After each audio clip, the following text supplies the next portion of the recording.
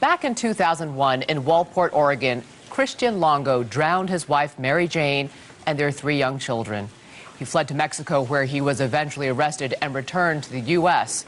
A jury later found him guilty of murder and sentenced him to death. Journalist Michael Finkel chronicles Longo's story in the new book, True Story, Murder, Memoir, Mea Culpa. But Finkel had more than a casual interest in the case, because when Longo was a fugitive, he actually assumed Finkel's identity. Good morning. Good morning, Julie. This is such a bizarre story. I'm not sure where to begin.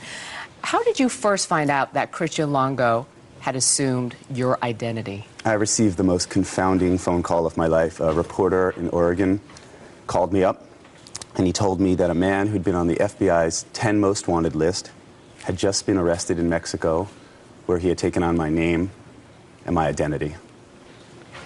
And meanwhile, just days earlier, you were fired by the New York Times.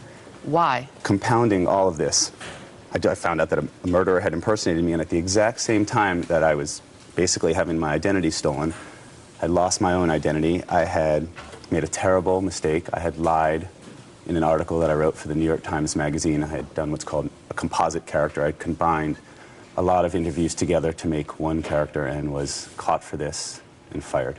Why did you do that? I was an ambitious journalist, and I didn't have a perfect interview, and it was a complicated story, and made a really terrible judgment error, and I lied to my editors, and it was a one-time act for which I've not forgiven myself, and I handed in a falsified story. Did you find it odd that here you are probably wondering, how am I going to make a living? What reputable news organization will hire me? And then basically your next project falls into your lap? Yeah, I was at the lowest point of my life. I had been fired from a dream job. I had wanted almost all my life to work for the New York Times. Lost my dream job. Thought I might never write again. And it's my passion to be a journalist. And at that moment, almost to the hour, the most confounding, interesting material I've ever had fell in my lap. Why did Christian Longo assume your identity? How did he pick you out? He had read many of my articles. In a nutshell, he was a fan. He said he'd always wanted to be a globe-trotting journalist. And when he was on the lam in Mexico, he assumed what he called his dream job. Describe your relationship with him. Author, subject? It was the most complicated, intricate, bizarre relationship of my life. It was not journalist subject in any typical way. He took on my identity first, which is not the way usually a journalist and subject meet. We wrote each other more than 1,000 pages of handwritten letters. We spoke on the phone 51 times. I visited with him in jail. It was a confounding relationship. Did he confess to you? In the very end of our relationship, after his trial, in a letter, he confessed to me that he murdered all 4 members of his family. Why did he say he did it? He's blamed his wife for initiating the crime, which is something that I do not believe at all. I had psychologists read some of his letters, and they diagnosed him as what's called narcissistic personality disorder, an extremely inflated sense of self. He thought he was very important, that his family's fortunes were diving, and that if he wasn't going to be around to take care of his family, they wouldn't be able to survive without him. How horrified were you hearing him tell essentially his side of the story? I mean, wasn't it hard to even have a relationship with this person? For the 1 year between Longo's impersonation and the start of his trial, we didn't discuss the crimes themselves. Longo told me his entire life story.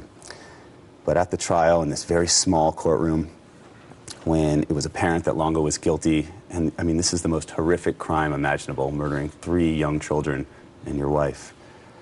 Once it was obvious that Longo was guilty, the relationship fell apart. And he's on death row now? Deservedly so. He's on death row at the Oregon State Penitentiary. Do you still talk to him? For 1 year while I was writing the book, we had no contact. In recent months, there's been very superficial contact between us, just a little bit. How much of writing this book was to tell his story, and how much of it was to make a living and to restore your name? It's almost entirely about my relationship with Chris Longo. I wrote what I felt I couldn't leave out what happened with the New York Times. It's all sort of intertwined into one. The last few years of my life have been the most extraordinary, every single emotion you can think of. Do you miss being a journalist for a news organization?